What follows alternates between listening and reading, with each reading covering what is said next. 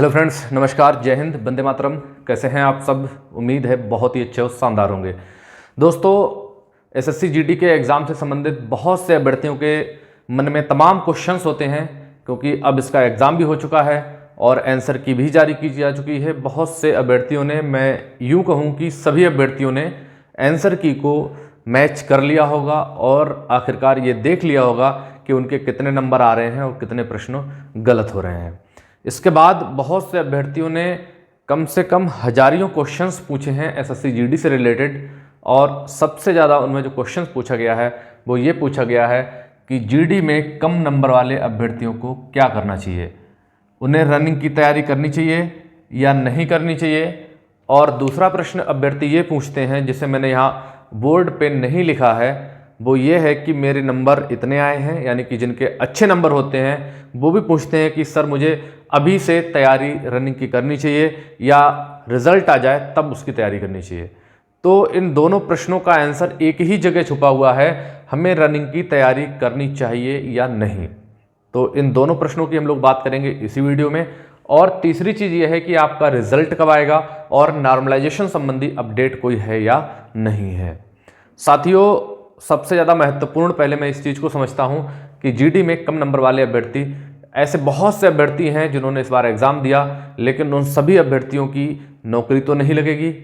नौकरी तो 46,000 प्लस जो पद हैं 243 समथिंग, उतने ही अभ्यर्थियों की लगेगी, जबकि पेपर दिया है 35 लाख से अधिक अभ्यर्थियों ने। तो 35 लाख में 46,000 बच्चे ही नौकरी पाएंगे और बाकी बच्चे जो हैं बेरोजगार रह जाएंगे। उन्हें अब आगे क्या करना चाहिए, हम उस चीज़ को प्रमुखता से लेंगे। लेकिन उससे पहले मैं आपको एक एग्जाम्पल देना चाहता हूं, जिसे आप लोग स्क्रीन पर देख पा रहे होंगे। ये जो फोटो आपको स्क्रीन पर दिख रहा होगा, और ये फोटो है सुमित विश्वकर्मा जी का। सुमित विश्वकर्मा जी मध्य प्रदेश के सिवनी जिले के घनसोर गांव या कस्बा छोटा सा है, वहां के रहने वाले हैं, और यह एक मिस्त्रीगिरी का कार्य करते हैं। अपने पिताजी के साथ एक मिस्त्रीगिरी का कार्य करते थे, मकान बनाने थे, बिल्डिंग बनाते थे, मजदूरी का कार्य करते थे। आप यूं समझ लीजिए, जिस कॉलेज में वो एमटेक की पढ़ाई करते थे, उसी कॉलेज की बिल्डिंग को बनाने का कार्य, मिस्त्रीगिरी का कार्य अपने पिताजी के साथ भी करते थे। उसके बावजूद भी इन्होंने अपनी लगन और मेहनत के दम पर इतनी ज़बरदस्त पढ़ाई की। दिन में कार्य किया, रात में पढ़ा, रात दिन में टाइम मिला, जैसे भी समय मिला उस तरह से इन्होंने पढ़ाई की, और यूपीएससी का एग्जाम जो है 53वीं रैंक के साथ इन्होंने क्वालिफाई किया, और कल का मिस्त्री आज का कलेक्टर बन गया।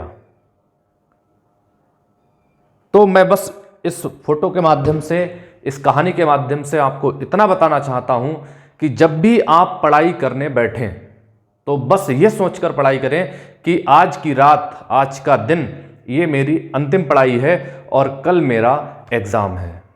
इस तरह से की गई तैयारी उस लेवल की तैयारी हो जाएगी कि आप कठिन से कठिन परीक्षा को आसानी से पास कर लेंगे। क्यों? क्योंकि आप लोगों के लिए, आपको नहीं मुझको भी बचपन में एक पेंसिल लिखने के लिए दी गई थी। उस पेंसिल का लिखा हुआ हम लोग मिटा सकते थे, लेकिन जब हम लोग बड़े हो गए तो हमें एक कलम दे दिया गया। क्यों? क्योंकि ये कलम एक सबक है कि कलम के द्वारा लिखाया गया रबड़ से नहीं मिटाया जा सकता है, इतनी आसानी से नहीं मिटाया जा सकता है। कलम में वो ताकत है जो अच्छे से अच्छे, बड़े से बड़े और मतलब बेकार से बेकार इंसान को भी बहुत ऊंचाई तक पहुंचा सकती है। तो मैं ये बात सिर्फ उन अभ्यर्थियों से कहना चाहता हूं जिन्होंने एसएससी जीडी का एग्जाम दिया है, तैयारी भी जबरदस्त तरीके से की है, लेकिन उनके कम नंबर रह गए। अब उन्हें आखिर क्या करना चाहिए? तो उन्हें सुमित विश्वकर्मा जी से एक सबक लेनी चाहिए, ये जानना चाहिए और ये करना भी चाहिए कि मुझे आगे की रणनीति क्या बनानी है, किस तरह से क्या करना है, ताकि मैं एसएससी जीडी को भूलकर आगे नए एग्जाम की तैयारी किस तरीके से कर सकूं। तो जिनके कम नंबर हैं, यानी कि बहुत कम नंबर हैं, जिन्हें खुद ही लग रहा होगा कि मेरा सिलेक्शन नहीं हो सकता है, उन लोगों के लिए आगे आने वाले बहुत से एग्जाम्स हैं जिनमें आप लोगों ने अप्लाई किया होगा। जैसे एमटीएस का एग्जाम है, सीएचएसएल का एग्जाम है, ठीक है। और एसएससी बहुत सारे एग्जाम्स करवाती है। मैं कहता हूं कि सीजीएल का एग्जाम थोड़े बड़े स्तर का है, कुछ बच्चे ग्रेजुएट नहीं होंगे, केवल इंटरमीडिएट क्वालिफाई होंगे, तो वो लोग एमटीएस और सीएचएसएल की तैयारी भी आसानी से कर सकते हैं। इस एग्जाम में और इस एग्जाम में कोई विशेष बहुत ज़्यादा फर्क नहीं है, लेकिन दिन रात एक कर दीजिए। जो मैंने आपको बताया है कि ऐसे पढ़िए कि ये मेरी आखिरी रात हो और कल मेरा एग्जाम हो, अगर इस स्तर से पढ़ाई करोगे तो यकीन मानिए आपका वो एग्जाम बहुत ही आसान हो जाएगा। इसके अलावा भी उत्तर प्रदेश में एक पुलिस की वैकेंसी बहुत ही ज़बरदस्त, आपका एग्ज़ाम बहुत ही ज़बरदस्त भर्ती उत्तर प्रदेश पुलिस का एग्ज़ाम आपका इंतजार कर रहा है। यूपी के उन तमाम अभ्यर्थियों के लिए और भी अदर स्टेट के अभ्यर्थी भी इसमें आवेदन कर सकते हैं, ऐसा नहीं है कि नहीं कर सकते हैं। उसके अलावा और भी बहुत सारी आपको यूपीएससी के यूपी ट्रिपल एससी के माध्यम से आपको बहुत सारी वैकेंसियां देखने को मिलेंगी जिन्होंने पैट का एग्ज़ाम क्वालिफाई किया होगा। तो साथियों, आपको रुकना नहीं है, आपको मेहनत करनी है आगे के लिए। अब दूसरे प्रश्न पर मैं आता हूं कि रिजल्ट कब तक आ जाएगा। कुछ बच्चे ये कह रहे हैं कि नंबर तो मेरे कम हैं सर और मैं सेलेक्ट हो जाऊंगा, मुझे लग रहा है, लेकिन रिजल्ट कब आएगा पहले ये बता दीजिए। देखो, रिजल्ट बेटा, जो जानकारी मिल रही है, जिस हिसाब से जानकारी मिल रही है, रिजल्ट पर बहुत तेजी से कार्य चल रहा है, लेकिन रिजल्ट बनने में भी थोड़ा सा वक्त लगता है, क्योंकि एसएससी जीडी के एग्जाम में बहुत अलग अलग पोस्ट हैं, बहुत अलग अलग बेटा पोस्ट हैं। पोस्ट वाइज आपकी मेरिट बनती है, फिर पोस्ट वाइज में भी आपकी कैटेगरी वाइज पोस्ट बनती है, जैसे आप एससी है, एसटी है, ओबीसी है, ठीक है, यूआर है, ईडब्ल्यूएस है। उसके बाद उसमें भी गर्ल्स और बॉयज़ की कट ऑफ बनती है, फिर उसमें भी नक्सल एरिया, जनरल एरिया की कट ऑफ बनती है, बॉर्डर एरिया की कट ऑफ बनती है। यानी कि इतनी अधिक कट ऑफ्स बनती हैं कि आयोग को कार्य करने में भी थोड़ा सा वक्त लगता है। इसलिए लेकिन जो जानकारी मिल रही है वो ये मिल रही है कि मार्च के लास्ट तक आपका रिजल्ट आ जाना चाहिए, मार्च के लास्ट तक।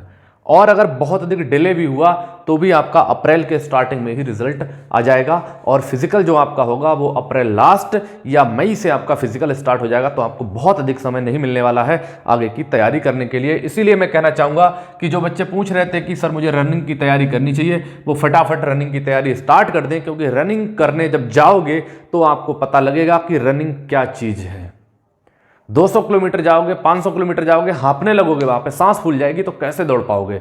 इसलिए आपको 5 किलोमीटर की तैयारी 24 मिनट में वहाँ निकालनी है। आप यहाँ पर 22 से 23 मिनट की तैयारी करिए तो आप बाहर धड़ल्ले से जाकर रनिंग क्वालिफाई आसानी से कर लेंगे।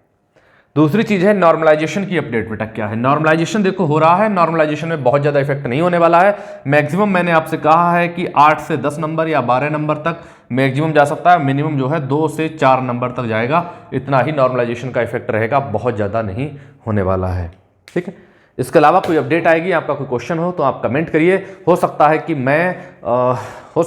मैं रात को आप लाइव आऊं और आपके तमाम प्रश्नों का जवाब दूं। आप लोग चैनल को सब्सक्राइब कर लीजिए, बेल आइकन दबा लीजिए और देखते रहिएगा। अगर लाइव सेशन हो तो आप लोग जुड़िएगा जरूर। मिलते हैं साथियों नेक्स्ट वीडियो में। जय हिंद।